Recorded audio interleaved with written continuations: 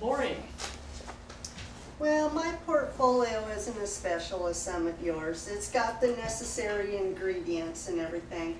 I also added the student rubrics because they're special to me and I want them in there. It's my portfolio, so they're in there too. You'll see that the CD kind of matches the cover of the portfolio, and that's as creative as I got with it. But anyway, I told you that I was going to share 3 of my humorous stories with you from my portfolio. And so now, I believe that my brand of humor requires an explanation, and even then, some of you may not see what is funny to me. The humor that I present tends to be a bit irreverent, like the type presented in one of my favorite comedies, Monty Python and the Holy Grail. Now, I realize that none of you have seen this movie, but it's just a parody on King Arthur and the Round Table. And there's one scene in particular that really sticks out to me and kind of epitomizes my brand of humor, what I think is funny. And the Lord God calls down to Arthur and says, "Arthur, Arthur!" And he bows down in reverence, and the Lord God says, "Oh, get up, I can't stand this groveling. I just can't stand it when people grovel around me." And to me, that's funny because I have a hard time seeing God be that way. So it's funny for me to look at him that way. And then also, I like the comedy of George Carlin and John Belushi. Who can forget the famous line from the Blues Brothers, "We're on a mission from God"? You may ask, how does this brand of humor evolve in a person's life? Well, I know for me it started in my home life, where my dad practiced alcoholism and my mom practiced religiosity in an attempt to deal with my father's alcoholism. And now, to demonstrate how the family unit works together, it's much like a mobile.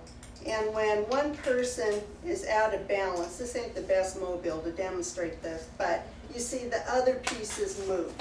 And that is how the family structure is. And when you have somebody that's severely out of balance, everybody's personality kind of shifts to try to make some kind of balance. So anyway, it's not a choice, the shifting of your personality. It's imposed upon you in order to have a place in the family unit. I am the 3rd born child in my family. I do have a younger brother, I have an older brother and an older sister. And the 3rd born tends to fall into the role of the mascot. And now I'm not a pure mascot, I'm more of a hero mascot, but I'm going to focus on the mascot aspect of my personality today. I fell right into that role, and it was my job in that family to relieve the pressures of living with an alcoholic. When I was young, maybe 4 or so, I remember a time when a bunch of relatives were over, and I remember somebody asking me, "What would you like to be when you grow up, Laurie?" And I thought, and I said, "I want to be a Canadian." And now, everybody, I think it was my mom that realized that what I meant was comedian, and so she explained it, and everybody is laughing. And so that began my comedy career. And so it is with that background that I share my sarcasm, my irreverence, and my dark ways of looking at things with you today. And my first story involves my grandkids. And here they are here. This is my grandson Leaf, and this is Kane.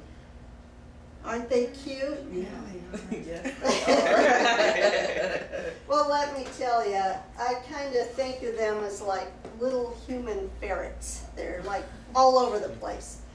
And it happened to be that they were staying with me on the weekend that I had to write speech 5. So if you remember my speech 5 and think that maybe it was a bit unorganized, that's the reason why.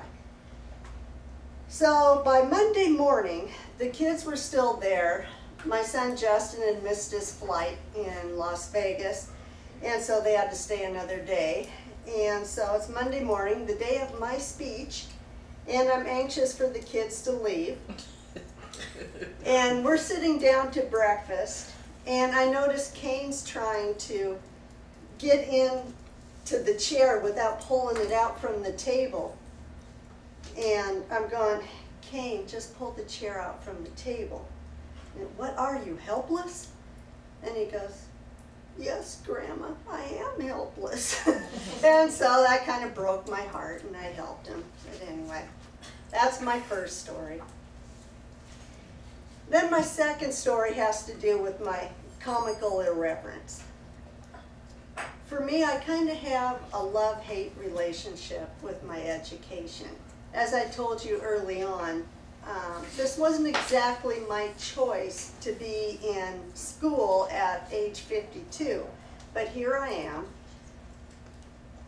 And then I also think sometimes, is all of this education really relevant to me? And so I thought of a song, I don't know if you've heard it, it's from the group Supertramp. And it goes something like, so you think your schooling's phony? Yes, it's hard not to agree. You say it all depends on money and who is in your family tree. Well, quite right. You're bloody well right. You got a bloody right to say. So anyway, that kind of expresses that side of me that's kind of hateful towards my education.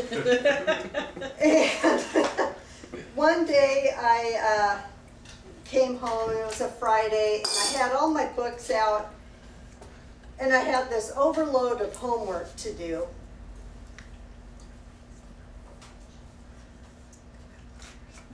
And so looking at all these books and all these papers, I'm thinking, all this for pharmacy tech? I sure hope I don't waste my higher education at Walgreens. And speaking of Walgreens, have you been there lately to see who works in the pharmacy? I think I'm going to be a little overeducated. But anyway, moving on to my dark comedy sense. I'm reminded of my first day walking in through this door and sitting down in class, and Dr. Phil gets up and he throws out the L word, and I'm like, oh no, we're in trouble here.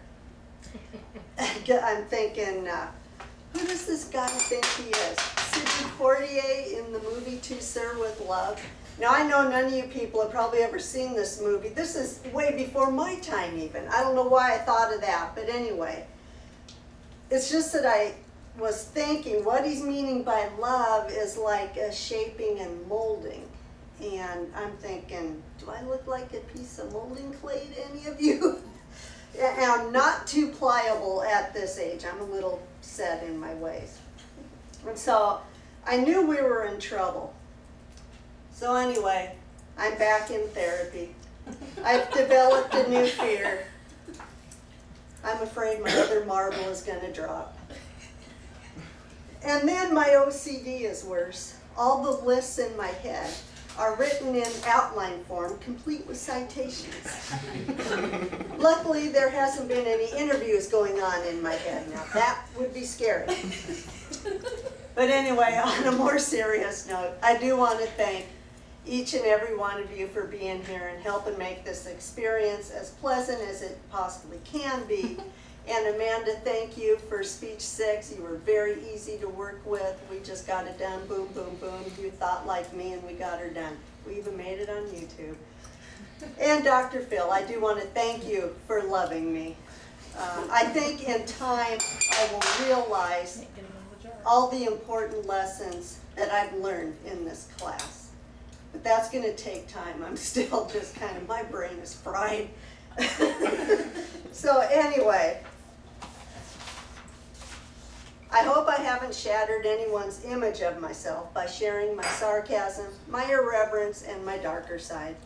My real desire is just to give some comic relief to all the stress that we felt in this class.